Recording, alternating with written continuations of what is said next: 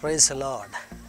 ಇಂದಿನ ಕರ್ತನ ವಾಕ್ಯ ವಿಮೋಚನ ಕಾಂಡ 40ನೇ ಅಧ್ಯಾಯ 34ನೆಯ ವಾಕ್ಯ. ಯೆಹೋವನ ತೇಜಸ್ಸು ಗುಡಾರವನ್ನು ತುಂಬಿತು.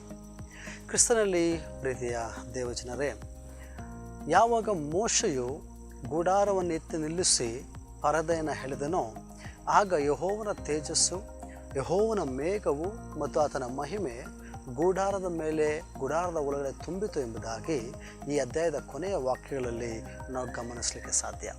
ನನ್ನ ಮತ್ತು ನಿನ್ನ ಜೀವಿತದಲ್ಲಿ ಕೂಡ ಯೆಹೋವನ ಮಹಿಮೆಯ ತೇಜಸ್ಸು ಅಥವಾ ದೇವರ ಮಹಿಮೆ ಮತ್ತು ಆತನ ಅಭಿಷೇಕ ಪ್ರತಿ ಸಾರಿ ನಾವು ಅನುಭವಿಸುವಂಥ ವ್ಯಕ್ತಿಗಳಾಗಿರಬೇಕು.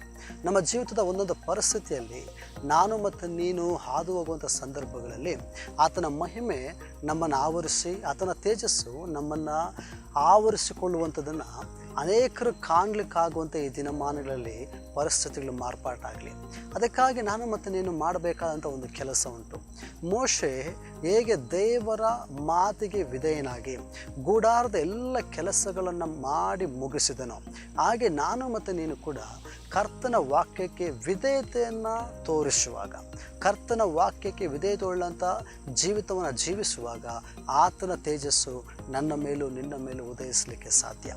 ಆತನ ತೇಜಸ್ಸು ನನ್ನ ಮೇಲೆ ನಿನ್ನ ಮೇಲೆ ಉದಯಿಸುವಾಗ ಅನೇಕರು ಅದನ್ನು ಕಂಡು ಕರ್ತನಿಗೆ ಭಯಪಟ್ಟು ಕರ್ತನಿಗೆ ಸಾಕ್ಷಿ ಹೇಳುವವರಾಗಿ ಮಾರ್ಪಡಲಿಕ್ಕೆ ಸಾಧ್ಯ. ಹಾಗಾಗಿ ಇವತ್ತು ನಮ್ಮನ್ನು ನಾವು ಪರೀಕ್ಷೆ ಮಾಡಿಕೊಳ್ಳೋಣ. ವಿಧೇಯತೆ ಜೀವಿತ ನನ್ನದು ನಿನ್ನದು ಆಗಿದೆಯೋ? ಒಂದು ವೇಳೆ ಇಲ್ಲ ಅನ್ನೋದಾದರೆ ವಾಕ್ಯಕ್ಕೆ ವಿಧೇಯರಾಗಿ ಜೀವಿಸೋದಕ್ಕೆ ಒಪ್ಪಿಸಿಕೊಳ್ಳೋಣ. ಆಗ ಕರ್ತನ ತೇಜಸ್ಸು ನನ್ನ ಮೇಲೂ ನಿನ್ನ ಮೇಲೂ ಪ್ರಕಾಶಗೊಳ್ಳುತ್ತದೆ. ಆಮೆನ್.